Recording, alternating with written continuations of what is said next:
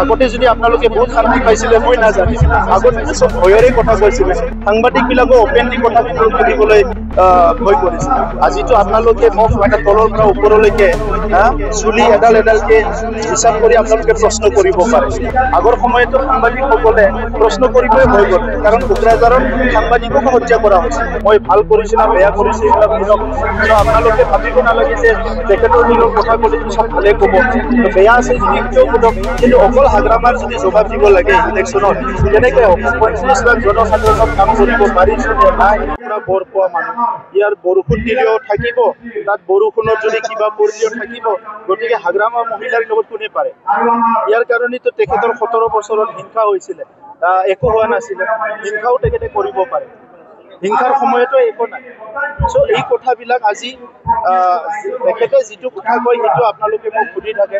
প্ৰমোদ বড়ো হিচাপে কিবা সুধিব লগা আছে যদি সোধক কাৰণ ময়ো 5 বছৰ চৰকাৰ চলালো মই ভাল কৰিছে না বেয়া কৰিছে এইবিলাক সোধক সো আপোনালোকে ভাবিব নালাগে যে তেখেতৰ দিনৰ কথা ক'লেতো সব ভালে ক'ব তো বেয়া আছে যদি সেইটোও সোধক কিন্তু অকল হাগ্ৰামাৰ যদি জবাব দিব লাগে ইলেকশ্যনত কেনেকৈ হ'ব 35 লাখ জনসাধাৰণৰ কাম কৰিব পাৰিছে নে নাই এই গোটেই সমস্যাবিলাক হাগ্ৰামা কনফাইন হ'ব নালাগে 35 লাখ জনসাধাৰণ আৰু 26টা জনগোষ্ঠীৰ সমস্যাক লৈ পেলাই কুৱেশ্যনটো হ'ব এই 5 বছৰ বিগত 5 বছৰত আপুনি কোনটো সেক্টৰত বেছি কাম কৰিছে আপোনালোকে কওক কোনটোত বেয়া হৈ আছে এতিয়া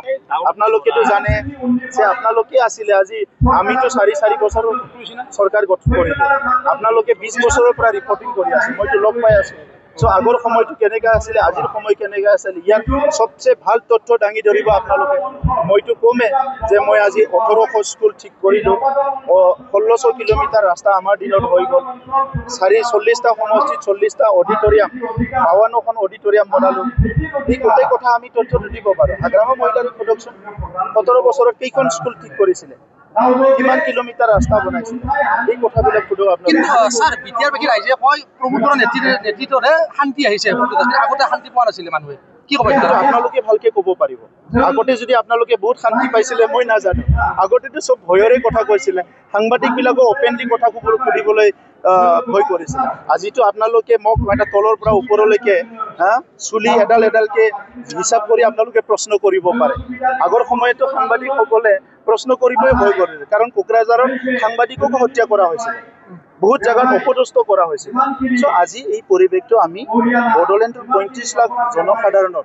বড়ো অসমীয়া আদিবাসী যিমান জনগোষ্ঠী আছে মদাহী আমাৰ বঙালী মাইনৰিটি সবৰো আশীৰ্বাদত সবৰো প্ৰেয়াৰত সবৰো মানে কি হ'ল প্ৰাৰ্থনা সবৰো আশা আজি শান্তি ঘূৰি আহিছে সংগ্ৰামীসকলে চুক্তি কৰিছে ভাৰত চৰকাৰত আমাৰ নৰেন্দ্ৰ মোদী ডাঙৰীয়া অমিত শ্বাহ ডাঙৰীয়া আছে তেখেতসকলে কথাটো বুজি পাইছে অসমত ডক্টৰ হিমন্ত বিশ্ব শৰ্মা ডাঙৰীয়াই কথাটো বুজি পালে আজি এই সকলো প্ৰয়াসত আজি বড়োলেণ্ডত শান্তি আহিছে তাত কিন্তু হাগ্ৰামা মহিলাৰ ডাঙৰীয়াৰ একো কণ্ট্ৰিবিউশ্যন নাই